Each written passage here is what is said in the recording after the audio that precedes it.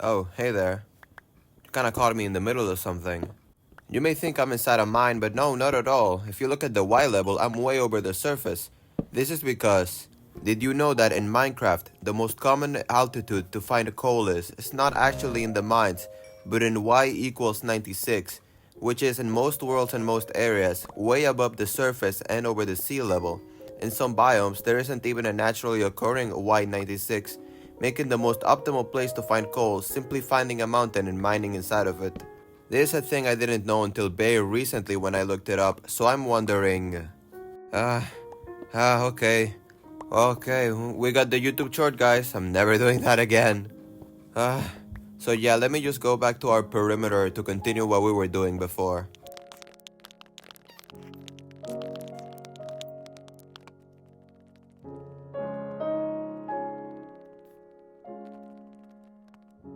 Now that's home sweet home if I ever seen it.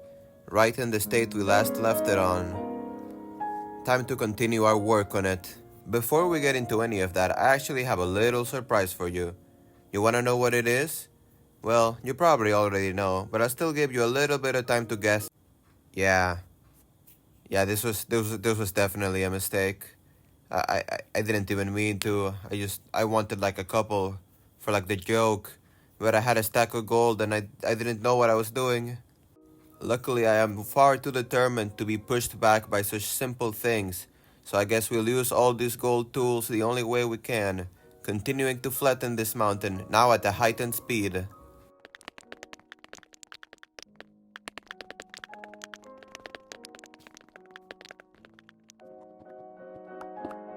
If you can't tell by now, or you simply don't know, this video is actually a sequel to my previous Minecraft video, in which I started the efforts to flatten this large mountain.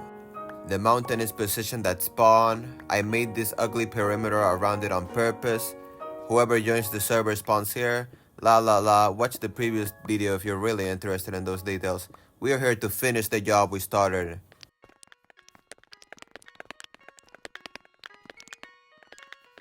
Today I found out that if you mine copper with a golden pickaxe, it actually doesn't drop the copper, which I don't care for because it's copper and who cares about getting copper. I'm mad that it's still somehow slow despite using gold tools for it. I'm actually all by myself this time around, so I have to go back to my comfortable base to get some sleep in and skip the night. The next morning, I encountered a flaming skeleton trying to enter my base. Then I realized I don't have any weapons on hand since my entire inventory is golden tools, so I decided to just punch it to death because I was not about to sacrifice the durability of my golden tools for this. You know, I had to stop to take some nice pictures of myself. I mean, the thumbnail has to come out of somewhere, you know? Yeah, make sure to get all the right angles. Look around a little, different pose. Yeah, that's golden. Haha, I'll see myself out.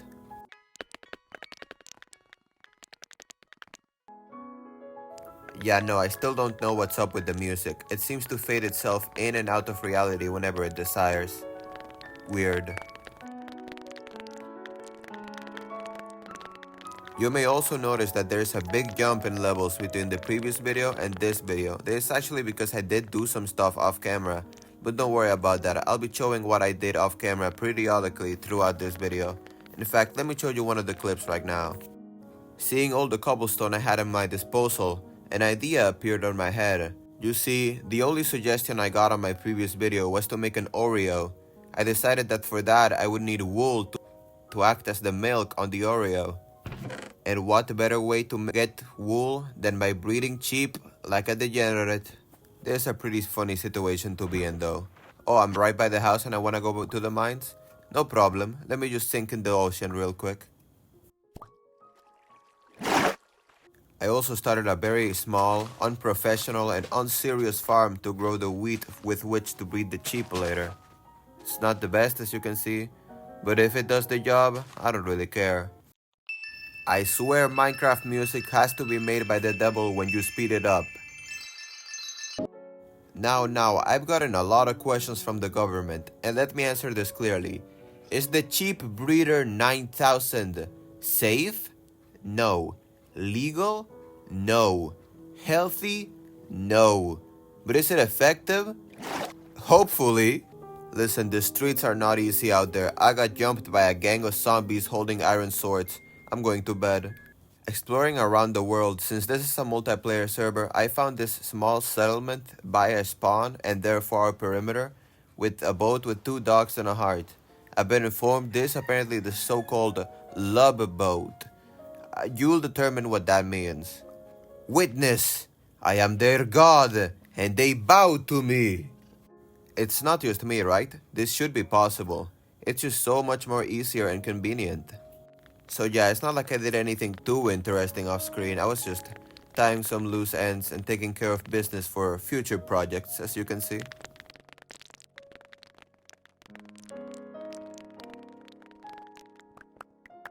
Somehow I'm already running out of golden pickaxes, which is bad because I don't have that many shovels. Here is a very random fun fact. Did you know that the red arrows and the thumbnails to these videos are actually drawn by me? Yeah, now you know.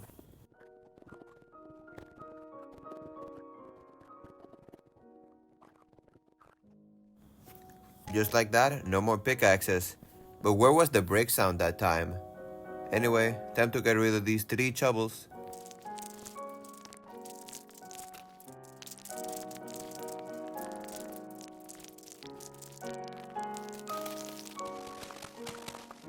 Almost a full inventory of golden tools, and I got so little materials by comparison to just like a few iron pickaxes.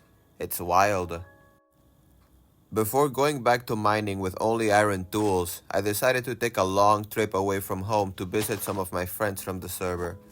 I found a jungle on the way which gave me sticks, cocoa beans, and jungle tree saplings. As I was saying, these may be useful later and they're unique enough materials, so I decided to save them up. I also got some sugarcane which I definitely wanted and some levels across the way, which is always useful. Also stumbled across this sunken chip that somehow managed to sink in completely shallow waters by flipping over. Because it is sideways, it only had a single chest and it didn't have anything interesting inside of it that I couldn't otherwise have gotten. When I was finally swimming and getting close to my destination, almost there, I swim out of the water and I see a crap ton of bamboo. Okay, we're finally back home, and with a couple of iron tools, we should be able to finish this job once and for all.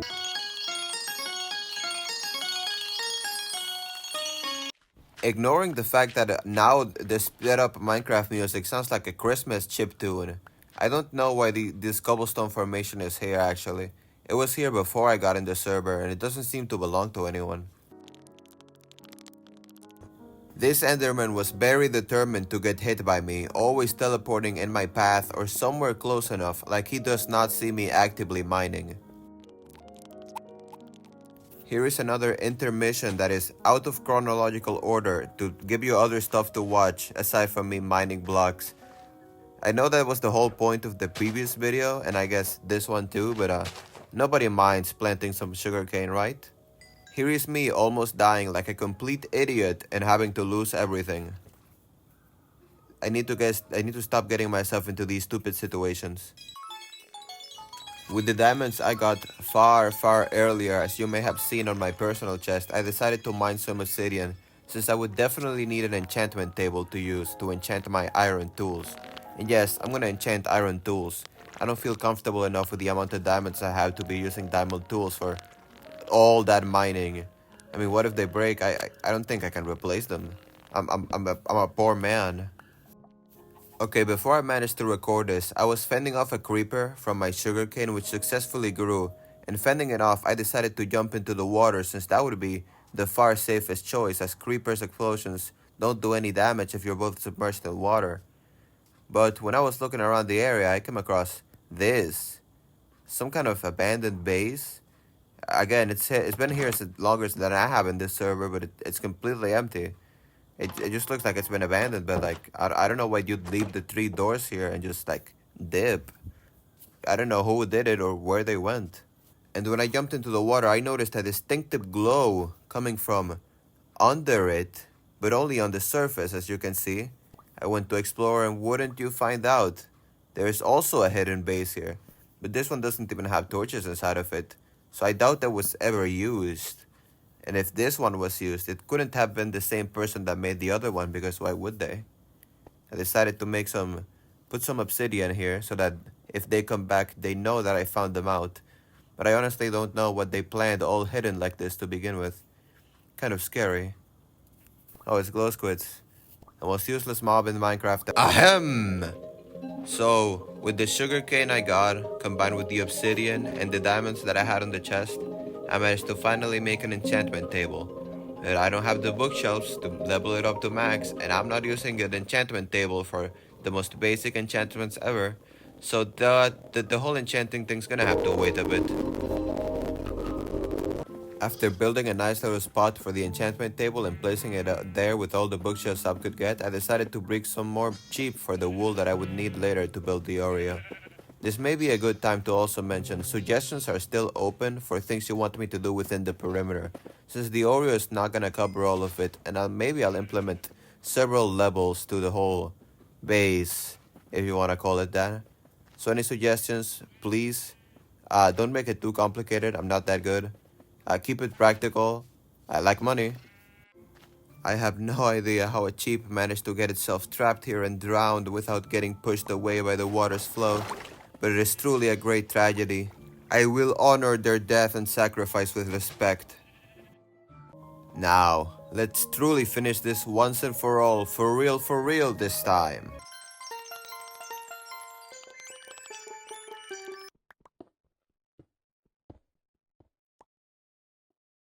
And with the last few blocks mined and the last gaps filled up, I can successfully say, mission accomplished!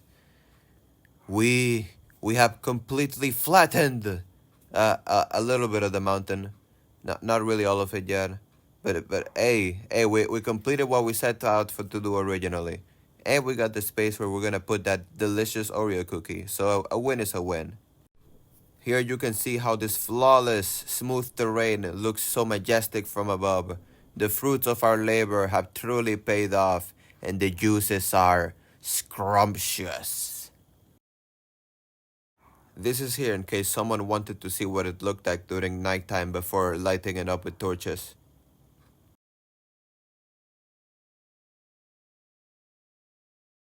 Did that spider just pop into existence? Hey, why are you leaving? What are you trying to say about my beautiful perimeter?